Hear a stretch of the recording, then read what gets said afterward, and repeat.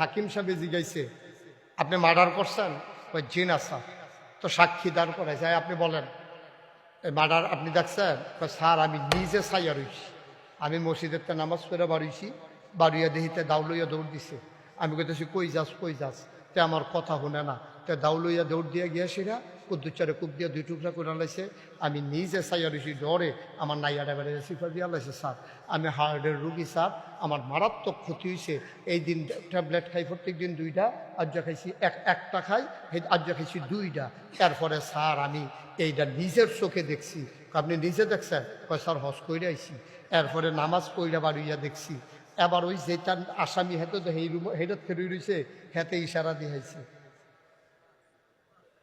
এবার তে কইতে আছে, এখন স্যার যখন দেখলাম যে কূপ দিছে, এর ভিতরে আটকা আমি লাভ দিয়ে উঠছি, দেখি ফজরের আজান দিতে আছে স্বপ্নে।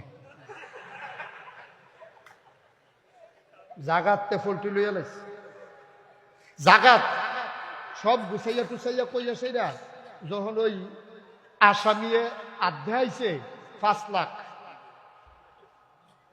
মানে 5 লাখ তোমার মুডের ভিতরে যাইব গা, এই কথা কইছে। পরে তে সব সাক্ষী টাক্ষী দিয়া শেষ হয়েছে, জজ সাহেব হুকুম লাগবো। এমন টাইমেতে সিল্লান্ডা কইতেছে, স্যার আমি দোষ এই দেখতে আসি, আরে আমার তো শরীর গাম দিয়া লাইছে, লাভতে উঠতে দেখি ফজরের আজান দিচ্ছে।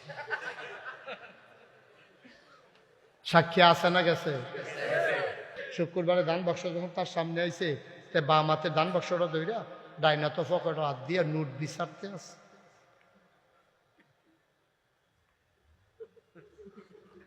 খালি বড় রাত লাগে, লগের বেড়ায় ধমক দিছে, দান বাক্স ছাড়ো, তোমার লেগে একজনের লেগে দান বাক্সটা বইতে হলে ছাড়ো। ধমকের লোক হাত কাটান দিছে, 100 টাকা নোট বার হয়ে গেছে। তার নাইয়াটা বেড়াইয়া সিফা দিয়া লাইছে, কি ওর বোন সবার সামনে বাড়ি গেছে দিয়া লাইছে।